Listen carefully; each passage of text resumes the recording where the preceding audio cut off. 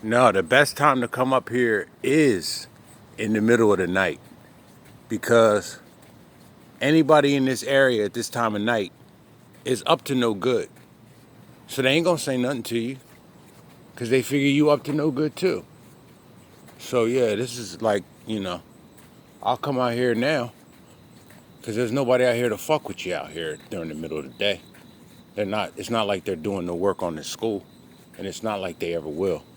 But no, I came out here to address this shit one final time just to come out here. I'm an insomniac and don't sleep well at night. And I'm also in the process of we're not talking about that now. But yeah, this place here, man, this nigga ain't gonna build no goddamn school. And I'm tired of talking about it. But B. Thompson, you asked me to look at the video about him, talking in a sexual, vulgar way about them kids with the dirty drawers and stuff like that. I saw the video. Lennon Honor put it out. And yeah, I don't. What I try to do looking at it, I try to look at it and say, how would I say this, what he's saying, and not come off as being, or try to be as politically correct as I could. And I didn't come up with it. The only thing that he said that I would clean up is when he talked about, when he was doing the tour of the school, when he talked about, they're going to be coming up in here with dirty drawers and stuff.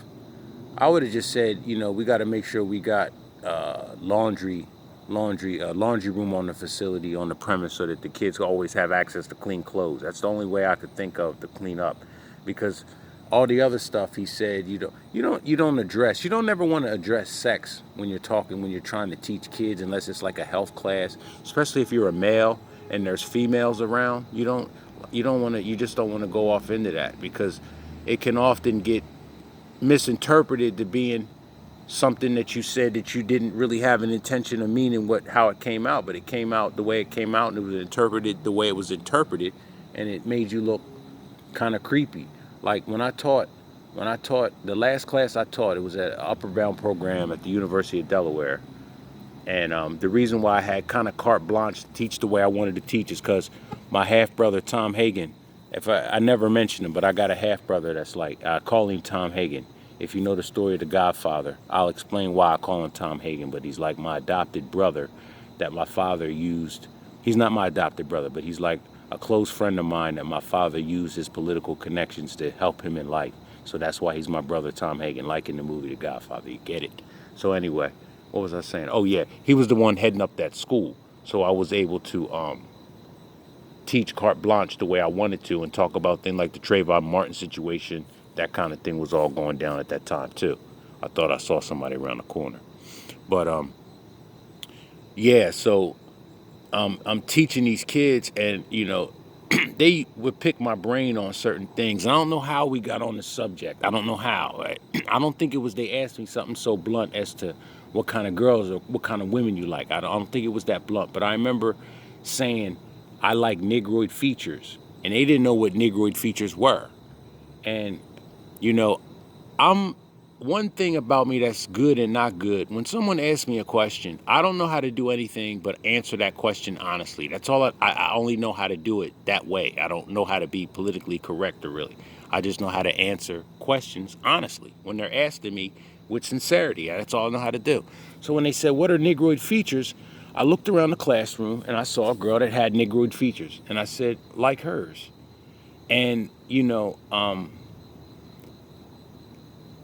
that could have been interpreted any kind of way, but it never got interpreted to the point where I had to answer questions for it. And there's somebody coming up the street right now, fucking junkie, probably junkie bitch soon. But anyway, she throws off my tangent. That's why I don't really want to be up here doing interviews at 4 o'clock in the morning. What the fuck is she doing up here? But anyway, what was I talking about? Oh, the Negroid features. Yeah, like I said, you don't want to inject sex or anything like that when you're talking to these kids and stuff like that. This is a fucking prostitute. I'm about to end this video now, but I'm basically saying, I'm sick of Umar Johnson making videos about shit that he ain't never gonna build no goddamn school. And I'm tired of people making videos about it, saying he's not going to build a school. Hurry up and watch my next video about how he's not going to build no school.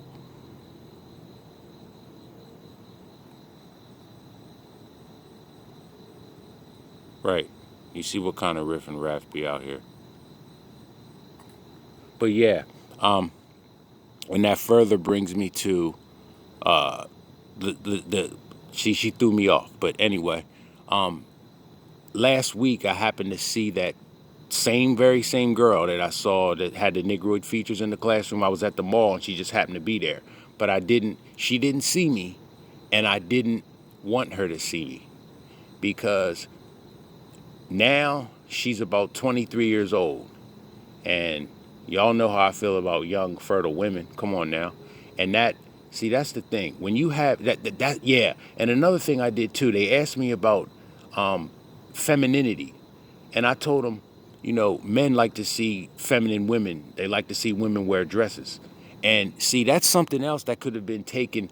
Like when I told a friend of mine about that, he said, "You said that to him?" I said, "Yeah, I just was trying to interpret to him that women or men like to see feminine women."